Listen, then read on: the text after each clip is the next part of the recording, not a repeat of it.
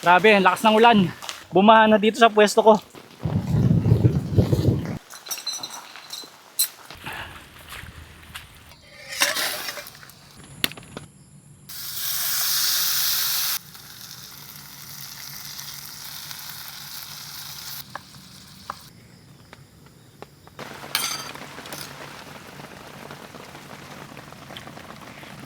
Ang laki. Pwede na yan, sir. Ay, Ming Ming.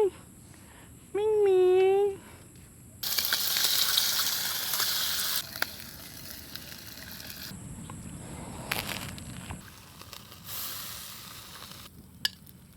Oh, ang ganda ng paligid, oh. Sir, Hello po. may sticker. Sige po.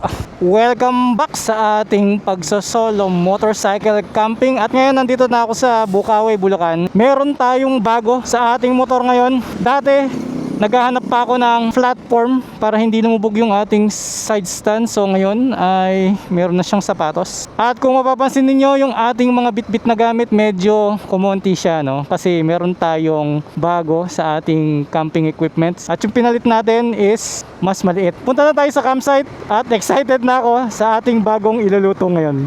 Mula sa toll gate ng Bukawi, nasa 20 kilometers away lang siya. Mula naman sa amin, nasa 1 hour and 30 minutes lang yung biyahe ko nakamotor gamit nito. At nakikita nyo ba ang parang antena na to, no? Meron kasi tayong bagong camera, alright? At ganyan po ang quality ng ating bagong camera. Ito po ay DJI 360. Sobrang liwanag niya lalo na sa gabi. Naiikot-ikot pa po natin yan. Pwede sa harap, pwede sa side, at pwedeng nakaharap sa akin while riding. At ang malupit pa, meron siyang wireless mic. Inabutan na tayo ng ulan at may naka 390 pa na nakasabay tayo, no? Nice one.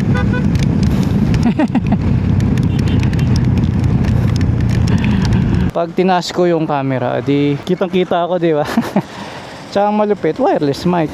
Naririnig nyo yung sinasabi ko kahit naka-helmet ako. Nakakita ako ng tindahan na malaki. Mukhang dito merong tubig. Pabili po. Eto, laki oh. Yan ang maganda sa 360. Namumove mo, di ba? Effortless. Kita pa ako buong katawan, di ba? At dito na nagtatapos ang kalsada. So didiretsuhin natin to. Papasok daw tayo sa gate ng isang resort. So sa dulo ng resort na to, dun yung Connor Woods. Oh, ganda ng paligid oh. Ito may pa off-road pa siya. Prince Kevin Hills Resort. Actually sarado to every weekdays, maliban lang kung may magka-camping ng minimum of 5 campers. Ngayon dahil ako mag-isa, dapat sarado eh. Ang ginawa ko, bayaran ko na lang yung 5 kako. Pero ako lang mag-isa. Wala naman akong maisama. Si Joseph kasi hindi pwede, may work from home yun. Eh alam nyo naman sa mga campsite, di ba? Hello po. Walang signal. Ano po, sa po sa phase 1 sa phase 2. Asa po ba yung phase 1, sir? Dito po phase 1, dito phase 2 po sa itaas. Dito po muna kung gusto mo. Sige po, phase 2 po, sige po. Wala pong ibang camper, sir? Alis lang kasi kahapon. Okay po. Solo pala. Mukhang ito na yung phase 2. Hanap lang ako ng pwesto. Ayan. Yung pinagmamalaki nating side stand, hindi na siya lulubog. Ayun yung may-ari. Ayo po. Thank you po. Sige po. Apo. May kuryente po pala. Sige po. Okay, ito yung naisip kong pwesto since sa ilalim siya ng puno. Tapos chinek ko yung ground. Medyo maputik lang siya. But anyway, meron naman tayong ground sheet.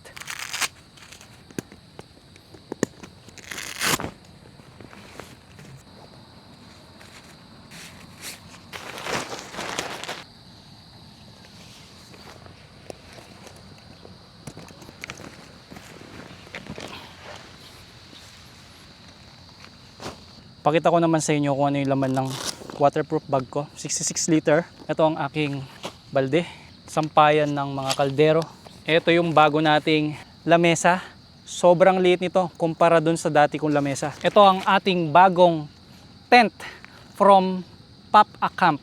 Sobrang liit at dito pa lang sa balot niya, mukhang quality na, no? Matatry natin mamaya.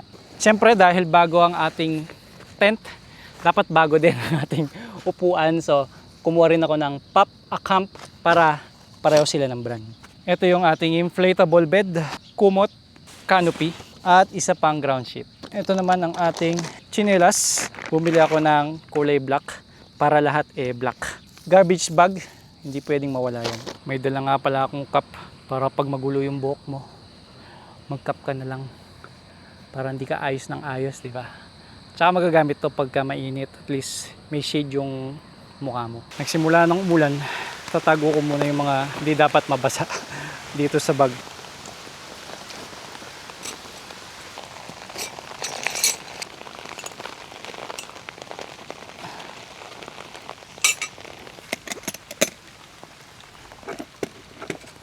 May bago akong martilyo. Meron din akong bagong pegs na mahaba. Hindi naman to mababaw ng maliit na martilyo, kaya bumili ako ng mas mahaba. Medyo lumakas na yung ulan. Set up na natin yung tent.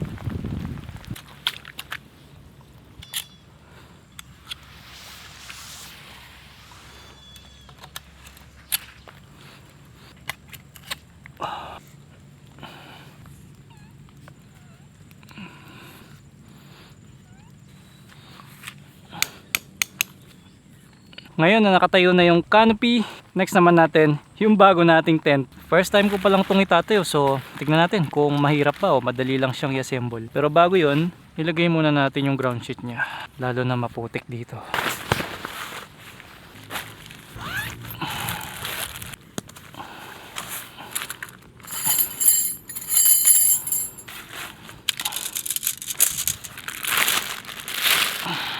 Oh! Meron pala siyang libreng ground sheet. Oh, pareho lang sila lang laki nung ground sheet ko. Pero okay ito ah. Ang haba ah. Okay, so dalawa lang yung ganito niya. Malamang ito yung sa labas. Ito naman yung loob. Dahil meron siyang screen, no. Yan. Tapos tasak mo rin sa kabilang dulo. Medyo madali lang siyang itayo. Tapos isasabit mo lang to.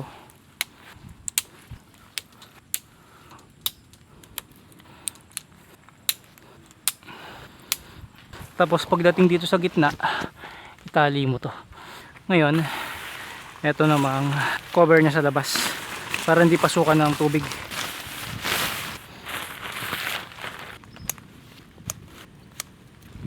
Meron siyang mga aluminum pegs. Yun ay para dito. Ayan. Kung wala kayong canopy kagaya nito, itong pintuan niya pwede rin gawing canopy. Kagaya nung ginawa natin sa Camp Gilmore, pwede kang magtayo dito ng dalawa pang pole para yan ang magsilbing canopy. Pero kung hindi mo gagawing canopy to, pwede mo siyang irolyo. Ayan, sobrang presko ng loob. Puro screen. Mas maluwang ito dun sa ginagamit ko. Yun nga lang, kapag medyo bumaha dito sa ground, ayun lang.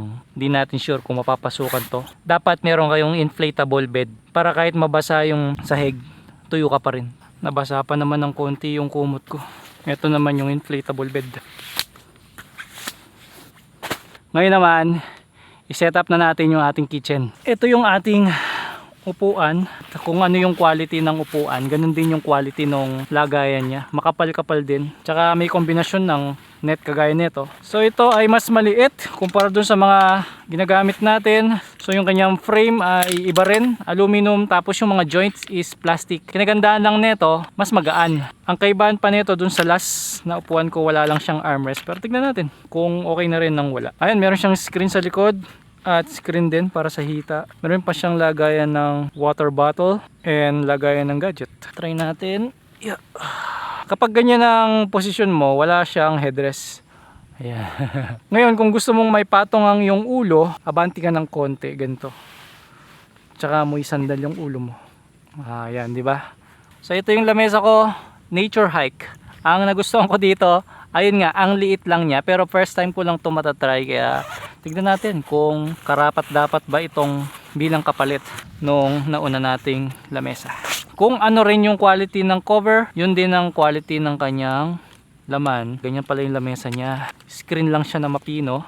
Meron siyang dalawang bulsa sa gitna. Ito naman yung paa niya. So ito na ang ating lamesa. Sa taas ng upuan at yung taas ng lamesa, para sa akin okay na rin. Yun nga lang, syempre malambot siya. So ang purpose lang nito is mapatong mo dyan yung pagkain mo. Tapos pwede ka rin magluto. Dito yung butane hindi matutumba. At ito naman yung aking paboritong sampayan.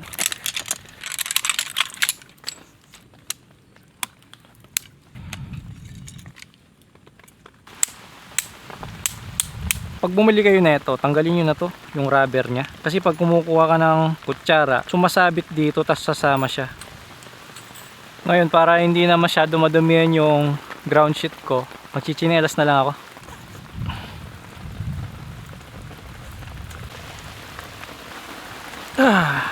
Presko. Ito yung bago kong bag. Dumami na kasi yung gamit ko, kaya nagdagdag ako ng ganito. Ang mga laman nito ay yung mga kaldero ko, yung aking cooler, sandwich, panglinis ng plato, tsaka yung pangharang ng hangin.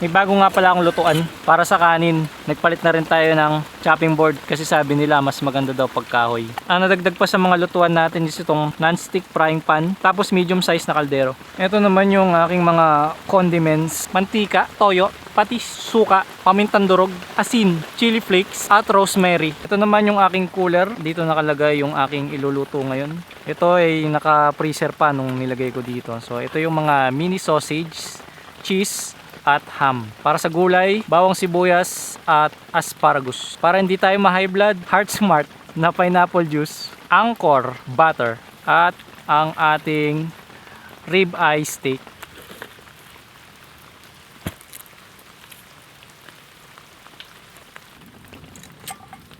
Meron lang akong nakalimutan. Wala akong nadalang plato, pero hiram tayo dun sa may-ari ng lupa. Tsaka sakto magigib tayo ng tubig. Medyo malayo-layo nga lang yung CR doon sa pwesto ko.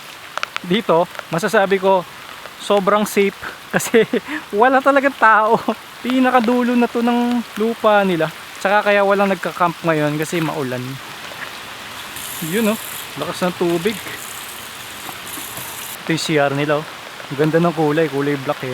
Sir, pwede akong makairam ng plato sir? Ay sige. Kahit yung plastic lang sir. Siya yung tumatayong caretaker. Ito yung bahay. Dito ka rin natutulog sir? Sa harap sir. Okay. Nandito sir. Okay. Saan mo kukunin sir? Okay, hintayin na lang kita dito sir. Sige. Okay na to. Yeah. Thank you sir. May kutsara pa. Hindi ko lang madadala to. So ilulubog ko na lang dito. Ayun oh, buti na lang nakahiram tayo. Mukhang lalakas nga lang yung braso ko dito. Ang layo nung pwesto.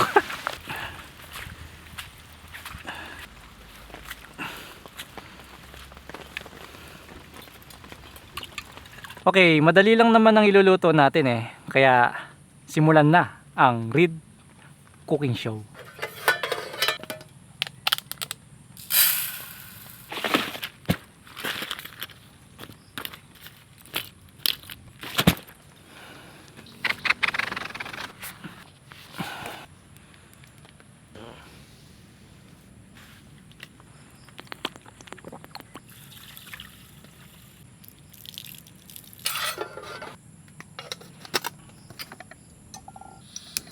Medyo unstable lang yung lamesa kasi tela lang siya, no? Lalagay natin to para medyo matatag siya.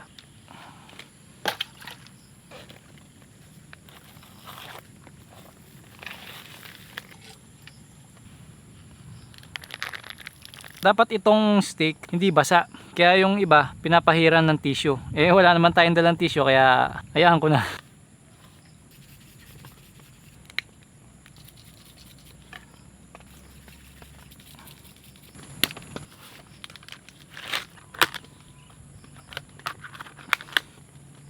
Ba? Di pala binabalatan to. Kinakain pala to. Okay.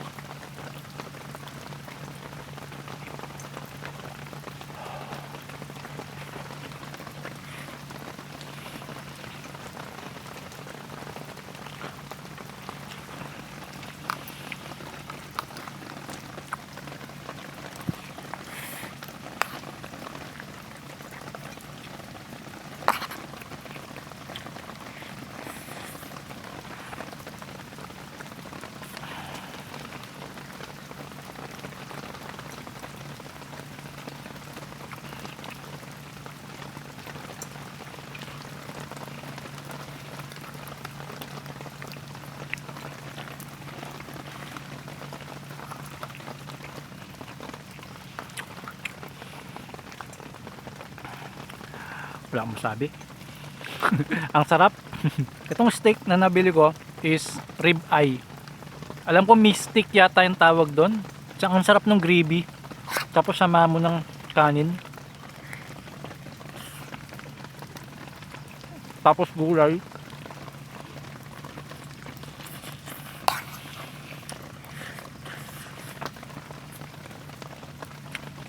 Tapos ito naman, sausage naman ito na may balat. Para siyang may rubber. Pag kinagat mo, tumutunog.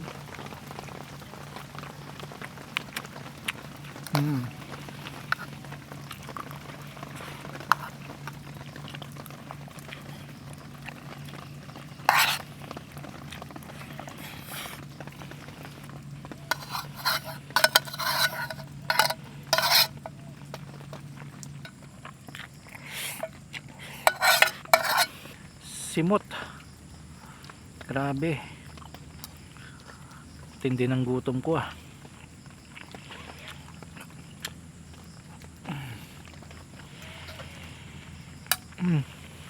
Sarap. Pagkatapos kumain, syempre huwag kalimutang uminom ng pineapple juice. Medyo malamig pa, yan, nagpapawis pa siya. Effective yung aking cooler ha.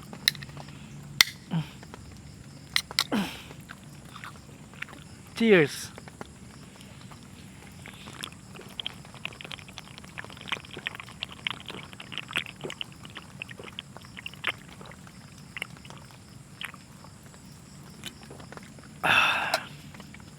Sa pang-apat na beses kong mag-camping, ito pa lang yung campsite na masasabi ko may security guard or nagbabantay sa mga camper. Kasi banda dun, kaya pala may nakita akong malaking payong kasi doon naka-stay yung nagbabantay ay nagsi-cellphone siya. Ang oras ngayon ay alas 9 ng gabi, nandun pa rin siya. So dalawa silang nagjo-duty dito, isa sa umaga, isa sa gabi, lalo na kapag may camper. Kaya naiintindihan ko na kung bakit sarado sila pag weekdays, lalo na kapag walang camper or hindi umabot ng 5 yung camper. Kasi nga syempre pasasahurin din nila yung nagbabantay. At saka useless na may magbantay dito kung wala namang tao. So ngayon medyo giniginaw lang ako kasi hanggang ngayon hindi pa humihinto yung ulan. At siguro bago ako maligo, linisin ko muna yung mga pinagkainan ko.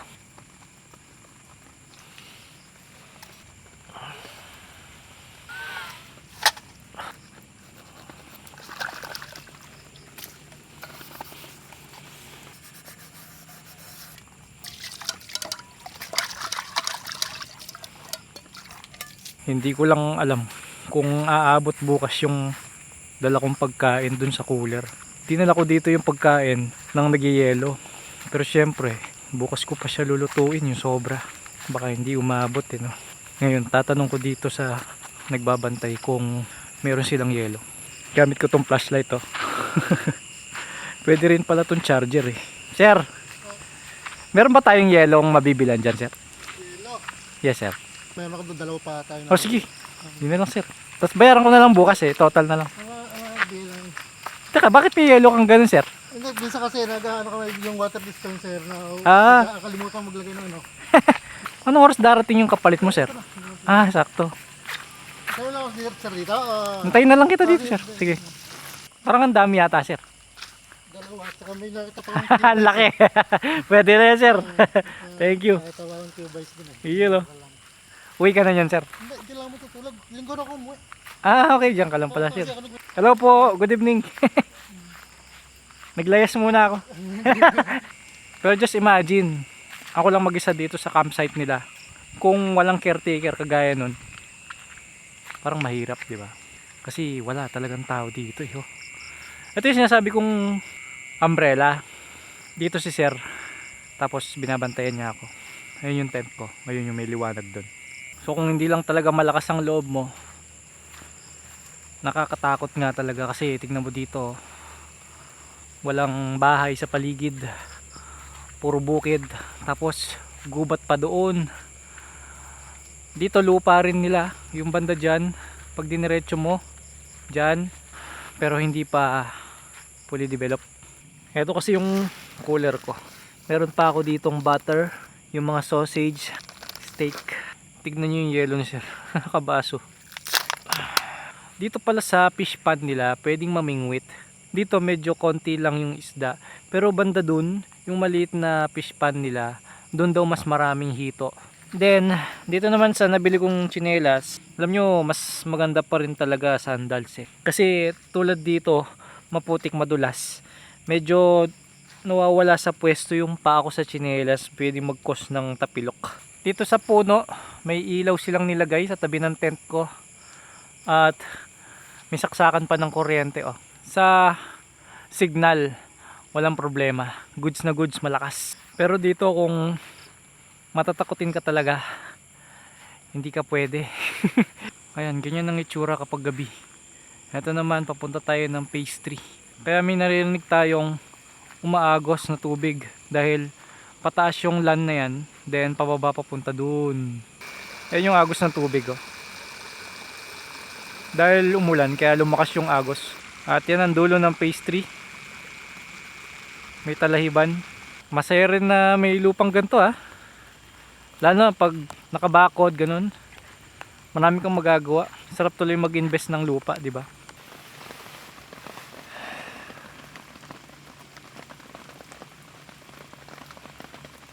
Ngayon maliligo na ako para maayos ko na rin yung loob ng tent. Kasi yung diskarte ko, hindi muna ako papasok ng tent hanggat di ako naliligo. Ito yung shower room nila. Ang ganda oh. Grabe yung pader. Tapos ang linis ng sahig. Sa gitna, lababo naman. Ito naman yung toilet. Ganda oh.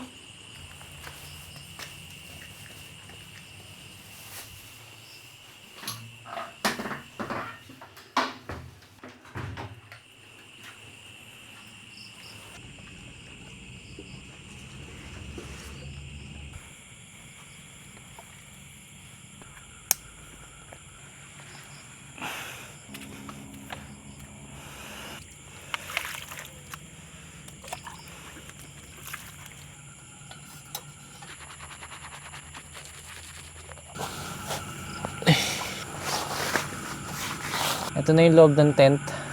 Mukhang meron siyang parang maliit na bintana dito. Ito oh. Didikit mo siya dito. Meron siyang velcro.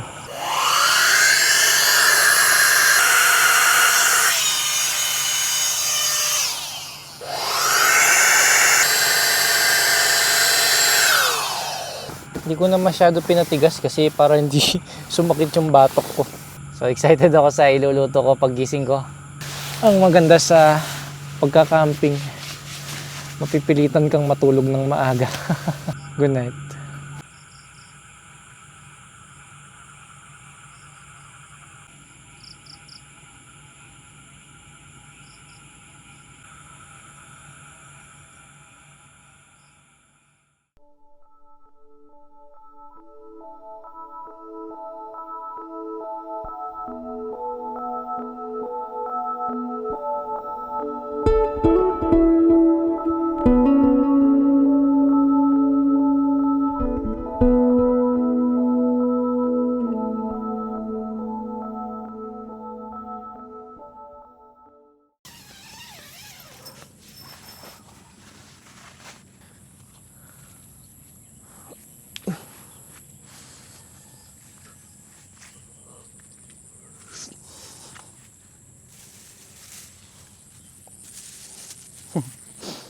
Pagising ko, may regalo ako. May gulay tayo. May papaya pa sir eh. Pwede pala ako magtinola dito. Pwede. Kung ano, Alam, magpipitas daw. Narinig ako. hindi ko talaga. Thank you po, thank you. Meron ako yung sinabit po na Ako po, gulay, sir. gulay. Ilalaga ko na. Opo, Saka eh. prito din yung talong. Sir, pwede pa-picture? Sige po. Medyo kilala pala kayo eh. Lay. Wala kasi yung anak ko eh. Thank you po.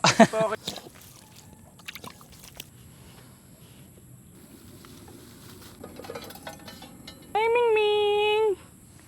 Ming Ming. Ming. Saan ka galing?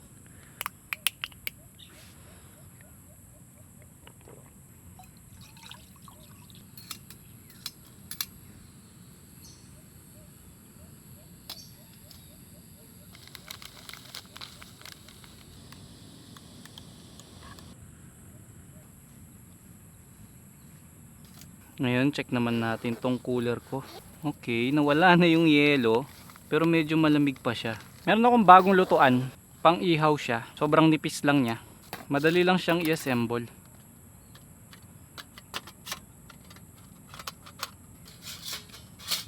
Ayan, maliit lang siya na griller.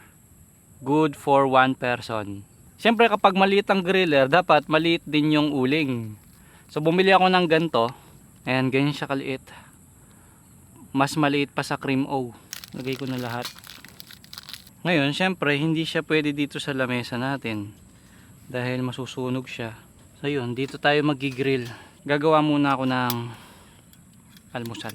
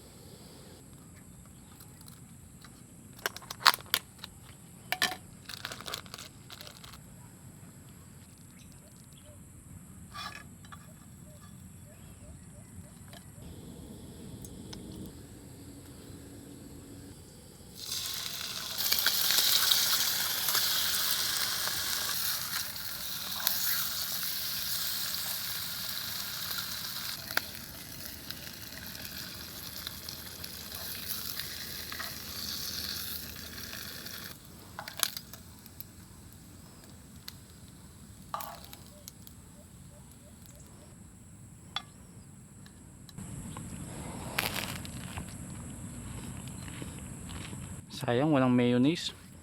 Lagyan ko kaya ng butter.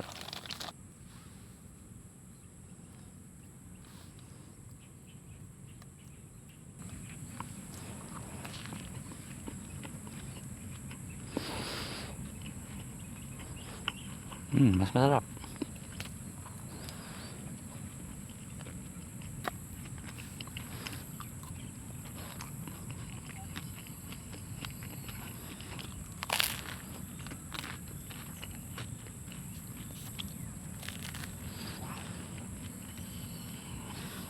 Nakakalimutan ko pong patayin to.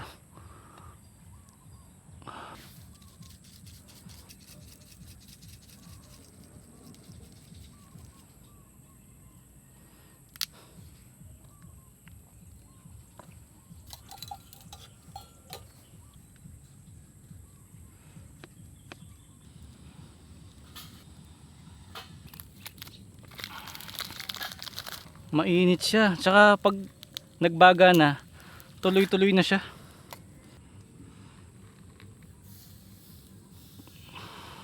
Sabi kapag umaapoy daw ng ganyan, wisikan daw ng tubig.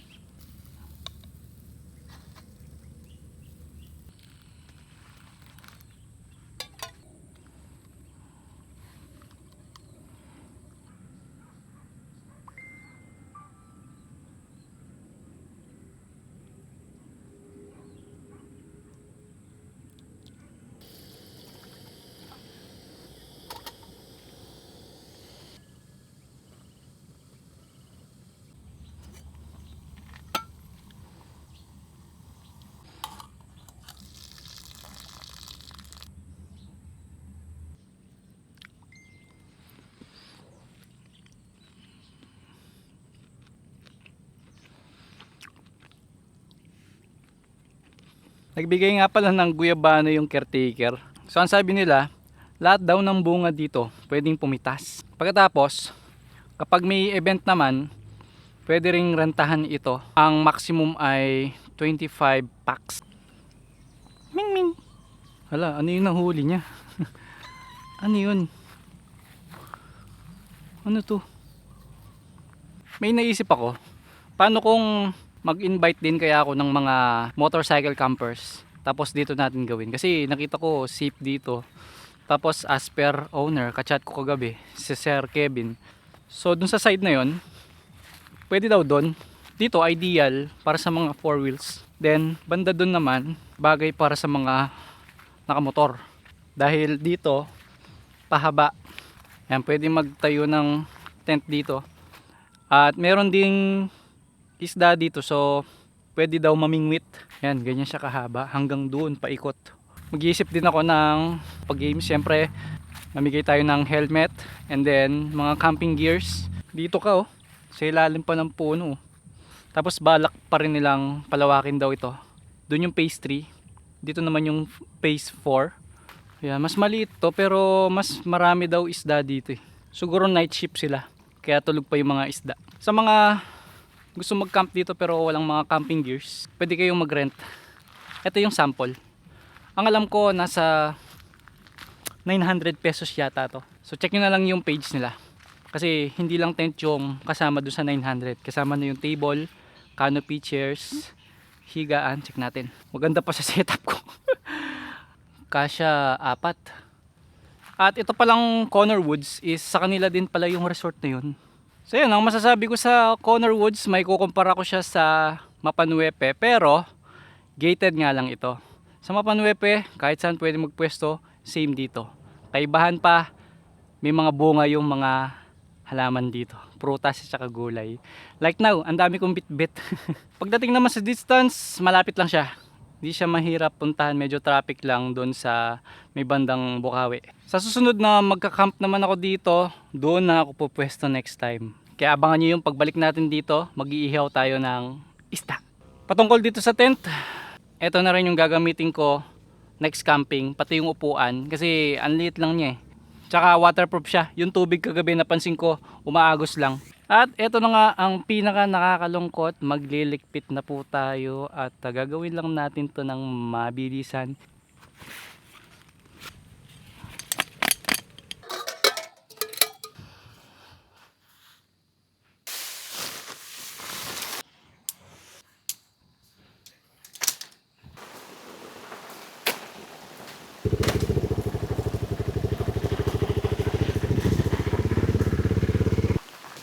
Grabe, ang lakas ng ulan.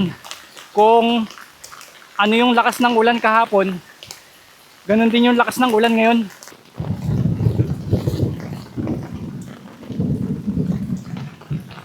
Sobrang putik na. Bumaha na dito sa pwesto ko.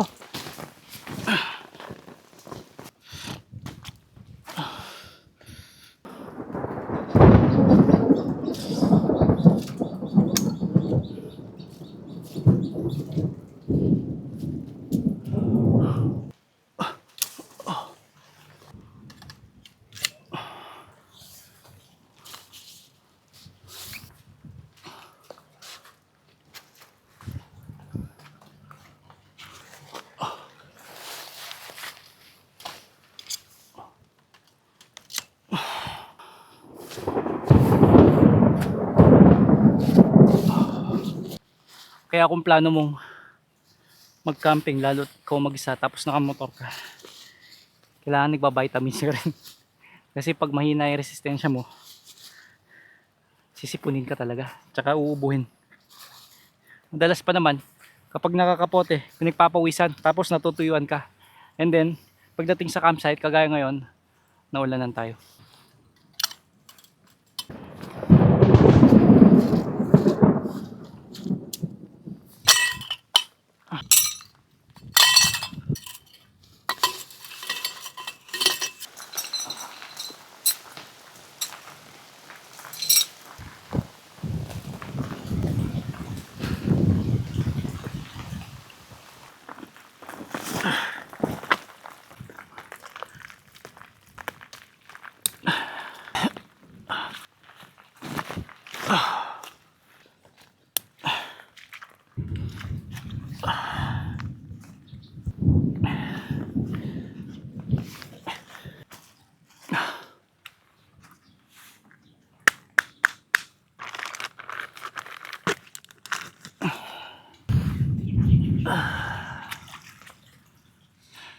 Ang nagustuhan ko sa camping, dito mo talaga mararamdaman yung hagupit ng nature. Malayong malayo sa comfort zone mo. At bilang rider, mas pinapatibay ka ng panahon kasi exposed tayo sa all kinds of weather habang nagra-ride. Kaya kapag na-experience natin yung ganong senaryo, hindi ka maninibago. Maisip mo, parang nagka-camping lang ako. Okay, nakapagligpit na tayo. At as you can see, yung motor ko hindi na ako nahihirapang mag-park dahil hindi na lumulubog yung ating side stand. Kita nyo naman, malambot yung ground, di ba? Sayote po, wala po kayong ganun. Yun ang hindi pa ako. Sa bagay, ang alternative sa sayote po is papaya eh. Next time po, pagbalik ko, tinolay luluto ko kasi may papaya po dito. Ay, opo. Tsaka nga, may malunggay. At saka may malunggay po pala. Kaya kayo may nakatembre kay sa anak ko, huli kami ng manok. Yun ang ititulola yun, napakasarap. Sige po, usap po kami. Tagalog na manok. Tagalog na manok. paano yung tilawak nun, sir? Sige po, sir, maraming salamat po. Next time po ulit. O, diba, kailangan pang off-road yung motor. Bye-bye po. Bye-bye. Meron ng bagong camper. Hello po. Sir, Hello po. may sticker. Sige po. Sir, saan yung lupang talistis? Lupang talistis, sir. Apo. Panalis kayo pinapanaan. Punta po kayo doon? Hindi, madalas kami doon. Ay, talaga? Si Sir, Pero ang layo po nun dito. tiga ano kami, Laguna. Laguna pa. Ang layo po Tapos nag-ano ka na rin. Gilmore. Yun, Gilmore. Maganda rin po dun. People ano, no? Pebble po. Maganda rin yun. Doon ko kasi sa'yo magluto, sir eh. Hindi po ako marunong. Ito po yung sticker. Thank you, sir. Thank you po. Ingat, sir. Apa, thank you. Enjoy. Bye-bye. Thank you. Next time ulit. Ito naman yung resort nila. Sa kanila pala to. Grabe, no? Kapag may special event, lalagyan nila naman yung swimming pool nila. Ito yung function hall. Ayan, kapag nag-event tayo, baka pwede nating mahiram saglit dyan para, di ba? Dyan tayo mag-event. Best camping setup. Ayan, bigyan natin ng award. Tapos, camping most got talent. Ayan, puro Read Choice Award tayo dyan. So, gusto ko munang magtanong sa inyo kung mayroon bang gustong sumali sa ating event. 25 packs lamang po kasi yun lang po ang allowed dito sa campsite. So 25 person, pwede yung may angkas, bibilangin na lang nun. Then ang babayaran nyo lang naman yung entrance fee, di ba? So 350 pesos per head. Ayun, umulan na naman. Murang mura. May libre pang tinola. Alright, maraming salamat sa mga umabot sa part na ito. Saan ba ang next camping natin? Alamin natin next episode dito sa Read Moto Camping. Ayo nga pala, yung mga nagtatanong kung saan ko nabili yung mga camping gears ko, ayan, tap nyo lang screen, nandyan lang yan sa lower left na product button, pindutin nyo lang at dyan lalabas kung saan ko nabili.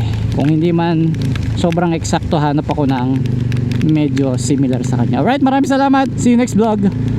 Read for Speed.